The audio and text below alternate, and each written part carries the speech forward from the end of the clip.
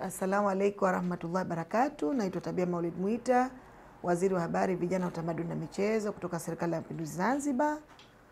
Siku ya Jumapili ya tarehe 11 ya mwezi wa 5 mwaka 2025 tunatarajia kuwa katika viwanja vya Maisara katika uzinduzi rasmi wa viwanja vyetu. Viwanja vimekwisha kamilika, tunataka kuvizindua ili tuweze kuibua vipaji vya vijana wetu wa Zanzibar, lakini pia watu waweze kunufaika na matunda ya Dr. Hussein Ali Mwinyi.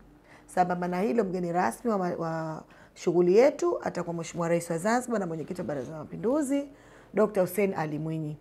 Niwaombe sana ndugu zangu, kina baba, kina mama, wote wajitokeze kwa wingi, bila kusahau vijana wa Ankali, kwa sababu ndio vijana wenye hamasa, wenye mvuto na wenye kunogesha shughuli hizi zote.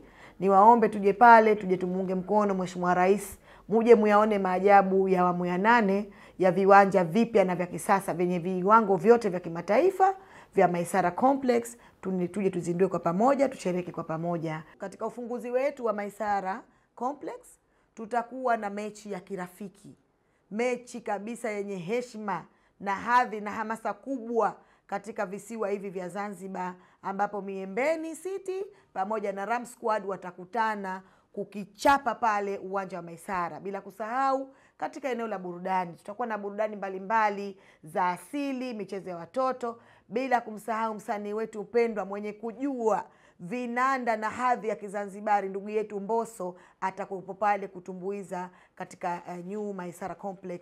Nyote mnakaribishwa. Asanteni sana. Usisahau kusubscribe, kulike, kucomment na kushare Mshindo TV.